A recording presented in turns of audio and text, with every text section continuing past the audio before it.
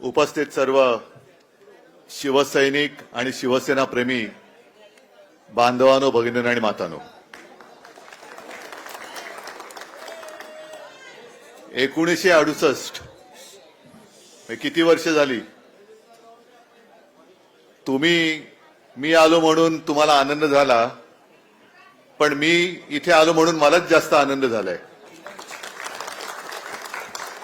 याचं कारण असं की 68 सालापासून आतापर्यंत, आणि अनिल परब तर म्हणाले पुढचे आणखीन 100 वर्ष, तुम्ही या शिवसेनेचा, आपल्या हक्काचा, मराठी माणसाचा, कोळी बांधवांचा बालेकिल्ला हा चिरेबंद ठेवलेला आहे. त्याच्याबद्दल खास तुम्हाला धन्यवाद देतो. आत्ताचं सरकार कसं आहे तुम्हाला कल्पना आहे. या निवेदनातला विषय हा केवळ तुमचाच नाही, तर बहुतेक संपूर्ण किनारपट्टीवरती आपल्या कोळी समाजाचा झालेला आहे. कारण आता सांगताना तुम्ही माझं सांगितलं ना, मी किती साली इकडे आलो होतो, खारदांड्याचं आपलं ते कुठलं मार्केट, त्या मार्केटमध्ये मी 2-3-4 वेळा येऊन गेलेलो आहे. तिथल्या माझ्या कोळी भगिनींशी बोललेलो आहे. आणि थोडं एक नूतनीकरणाचं, कारण अजूनही मार्केट पॉलिसी अद्याप ठरले की नाही मला कल्पना नाही, पण नूतनीकरण आपण केलं होतं. थोडक्यात सांगायचं काय की शिवसेनेचं लक्ष हे जनतेवरती आहे, कोळी बांधवांवरती आहे. आणि आता हे सगळे जे काय आहेत, सगळी गद्दार सेना, मिंदे सेना, भाजप बीजप, सगळं यांचं लक्ष हे माझ्या कोळी बांधवांच्या जमिनीवरती आहे. पण त्यांना अजून लक्षात आलेलं नाहीये की ही जमीन गिळणं एवढं काही सोपं नाहीये, आणि आम्ही ती काय होऊ देणारच नाही. तुम्ही काळजी करूच नका, अजिबात होऊ देणार नाही. कारण सगळीकडे जिथे जातात तिकडे खातात, जिकडे जाऊ तिथे खाऊ, हे यांचं महायुतीचं, म्हणजे आपण म्हणतो ना समविचारी. ज्या वेळेला शिवसेना आणि भारतीय जनता पक्ष अशी युती होती, ती समविचारी होती. ती आपल्या भूमिपुत्रांसाठी, हिंदुत्वासाठी आणि साहजिकच राज्यासाठी आणि राष्ट्रासाठी होती. आता ती युती तुटली, त्यांच्याबरोबर गेले. आता त्यांची युती कशी झालेली आहे? भाजपमधला अमित शहा गट आणि ही मिंदे सेना, अशी ती युती झालेली आहे. आणि ही युती सगळीकडे खात सुटलेली आहे. म्हणजे आज सुद्धा मी काय भाषण ऐकलं नाही त्यांचं तिकडे, कारण ऐकण्यासारखं भाषण ते नसतंच. अधिवेशन आज पार पडलं, संपलं ना अनिल. या अधिवेशनामध्ये किती जनतेचे प्रश्न सुटले, हा जर का त्यांना प्रश्न नुसता विचारला तरी अंगाचा तिळपापड होतो. आणि मग प्रश्न असा येतो की हे अधिवेशन होतं की प्रचाराची सभा होती?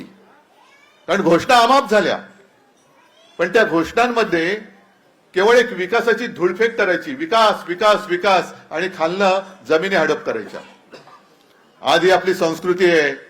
येळकोट येळकोट आपण बोलतो, आई एकविरा मातेचा विजय असो म्हणतो. ही सगळी संस्कृती, अगदी आपल्या मुंबईचं, मुंबादेवी हे ग्रामदैवत, आणि तरी देखील हे माहिती आहे, तरी सुद्धा त्यांचा केंद्रातला तो कोण मंत्री आला होता आणि त्यांनी कुठल्या त्या ह्याच्यात जाऊन सांगितलं की मला, म्हणजे त्यांना आनंद होतोय की तुम्ही अजून बॉम्बेचं मुंबई नाही केलं. कुठल्या त्या ह्याचं, जितेंद्र सिंगनी. मग यांच्या डोक्यात अजूनही ते बॉम्बे आहे. आयआयटी मुंबईचं, आयआयटी मुंबईचं अजून बॉम्बेचं मुंबई नाही केलं. अरे कोण तुम्ही, कुठून आलात? आमचे हे कोळी आहेत, पाठारे प्रभू, सगळे भंडारी समाज, सगळे आमचे मुंबईचे भूमिपुत्र आहेत. आणि त्या भूमिपुत्रांच्या न्याय हक्कासाठी शिवसेनेची स्थापना झाली. 68 साली काय शाखा बांधली? काय उगाच काही तिकडे आपण काय क्लब काढायचा म्हणून नाही काढली ती शाखा, तर मराठी माणसाच्या न्याय हक्कासाठी आणि भूमिपुत्रांच्या रक्षणासाठी म्हणून शिवसेनेची स्थापना ही 1966 साली केली. आणि म्हणून 68 साली शिवसेना प्रमुख इकडे स्वतः आले होते या शाखेचं उद्घाटन करायला. आणि आज सुद्धा मी तेवढ्याचसाठी आलेलो आहे. मी तुम्हाला वचन द्यायला आलेलो आहे की आणि किती कोणी किती आदळापट करू दे, पण माझ्या कोळी बांधवांच्या जागेला जरा जरी हात लावला तरी हात आम्ही कलम करून टाकल्याशिवाय राहणार नाही. आणि याच भाषेत आता त्यांच्याशी बोलावं लागेल. अजूनही सीमांकन होत नाहीये. आणि तो जो येताना मी बघितलं, मासे सुकट टाकण्याचा जो जी काय जागा आहे, ती जागा हडप करायला आता हे बघतायत. तुम्हाला लोकप्रतिनिधी कसा पाहिजे? कोळीवाडा आल्यानंतर नाकाला रुमाल लावणारा पाहिजे का तुमच्या सोबत येऊन बसणार, तुमचे प्रश्न सोडवणारा पाहिजे? हा साधा प्रश्न, त्याचं जे उत्तर येईल ते मला मान्य आहे. आणि हा विषय जे मी म्हटलं की केवळ इथल्या भागाचाच असं नाहीये, तुम्ही सगळा कोळी समाज इकडे आहे. जा प्रत्येक मुंबईवरती सुद्धा वर्सोव्यापासून कोलाव्यापर्यंत, आणखीन पुढे गोराईपासून जिथपर्यंत मुंबई महानगरपालिकेची हद्द आहे, पलीकडे गेल्यानंतर तर पालघर लागतं. पालघरमध्ये सुद्धा वाढवण बंदर येते. आता आणखीन तिकडे एक बातमी आली होती अधिवेशन सुरू असताना की पालघर मधल्या काही खेड्यांवरती गुजरात हक्क सांगतोय. मग यांना माझी भाषा मारायची, यांना आपली संस्कृती मारायची, यांना जमीन गिळायची, यांना मुंबई गिळायची. मग काय ठेवायचं कुठे, जायचं कुठे? मराठी माणसांनी आणि माझ्या कोळी बांधवांनी सगळ्यांनीच, जो मूळ मुंबईकर आहे त्यांनी जायचं कुठे? सगळीकडे खाच खाच सुटलेले. आपण सुद्धा जी काय कामं केले ते आता उद्या परवापासून सुरू होईल, कारण उद्याच बहुतेक आचारसंहिता लावतील. यांना सगळी घाई झालेली आहे. कारण अजूनही घाई एवढ्यासाठी म्हटलो, 3 वर्ष तर झालेत, 3-4 वर्ष महापालिका विसर्जित होऊन निवडणुकीचा अद्याप काही प्रश्न नव्हता असतो. आता घाईने काय घेत आहेत? आपण जे काही आक्षेप घेतलेत मतदार यादीमध्ये, तुम्ही सगळ्यांनी चेक केले का तुमची नावं मतदार यादीत आहेत की नाही? नाही, कोणाचा हात वरती नाही आलेला. आहेत, जिथे आहे होतात तिकडेच आहे. आणि तुमच्या नावावर किती नावं दुबार तिबार काय नोंदले गेलेत का हे बघा जरा. कारण आपण जे म्हणतो मुंबई आमच्या हक्काची, त्या हक्काची मुंबई गिळायला तो अॅनाकोंडा बसलेला आहे. अरे आता अॅनाकोंडा म्हटल्यानंतर तुम्हाला पट्टे म्हणून हसताय, बरोबर ना? पण मला एका गोष्टीची गंमत वाटते, मी अॅनाकोंडा कोणाला म्हणतोय? असं तुम्ही म्हणताय, मी नाही म्हणत. आता त्यानं अॅनाकोंडा म्हटल्यानंतर उत्तर त्यांनी द्यायला पाहिजे की नको? अॅनाकोंडाने उत्तर द्यायला पाहिजे. पण अॅनाकोंडाने उत्तर द्यायच्याऐवजी गांडुळाची अवलद उत्तर देते. आता गांडूळ कोण? मी जे परवा म्हटलं, आता मला काय माहित, मी जाताना प्रश्न विचारतात, मला विचारला कोणीतरी प्रश्न आणि मला हेच कळलं नाही. म्हटलं गुलामाने प्रतिक्रिया द्यायची नसते. गुलाम आहेस रे तू, तुला जे काय काम सांगितलं ते कर. 2 काय बिस्किटाचे तुकडे विकडे तोंडात फेकले जातील, खा आणि गपगुमान पडून राहा. पण गुलामाने प्रतिक्रिया द्यायची नसते आणि गांडुळांनी फणा काढायचा नसतो. तुम्ही बघितलं कधी गांडूळ फणा काढताना? एक तर कळणारच नाही नेमका कोणता भाग त्याचा वरती होतोय. काय तोंड येते का शेपूट येते? नाही, मी शेपूट म्हणतोय, शेपूट येते हेच कळणार नाही. त्याला पण कळत नाही, लोकांना पण कळत नाही. पण काय फुटकार टाकण्याचा प्रयत्न करतोय, काय करतोय काय कळत नाही. पण यांना एक लक्षात येत नाहीये की त्यांना हाताशी धरून हे मुंबईचं मराठी पण मारतायत, त्याचे हत्यारं म्हणून हे आपल्या गद्दारांना वापरतायत, हे त्या गद्दारांना कळत नाहीये. आपलीच हत्यारं आपल्यावरती चालवतायत, आपलीच माणसं आपल्यावरती सोडतायत आणि मुंबईचं मराठी पण मारून टाकतायत, महाराष्ट्र धर्म मारून टाकतायत. आणि मग मुंबई काय गुजरातच्या चरणी तुम्ही वाहून टाकणार, अदानीच्या चरणी वाहून टाकणार? विषय केवळ इथल्या कोळीवाड्याचा नाहीच आहे, कोळी बांधवांच्या जागेचा आहेच, पण विषय हा संपूर्ण मुंबईचा आहे. आज सुद्धा भाषण करताना त्यांनी मोठमोठ्या घोषणा केल्या असतीलच, करायलाच पाहिजे, कारण निवडणूक उद्या आचारसंहिता लागेल. जो कोस्टल रोड आपण केला, होय आपण केलेला आहे कोस्टल रोड. एक पैसा सुद्धा या भाजपकडनं किंवा भाजपच्या सरकारकडनं किंवा केंद्र सरकारकडनं मोदींकडनं न घेता आपल्या हक्काच्या मुंबई महानगरपालिकेच्या पैशातून तो कोस्टल रोड केलेला आहे.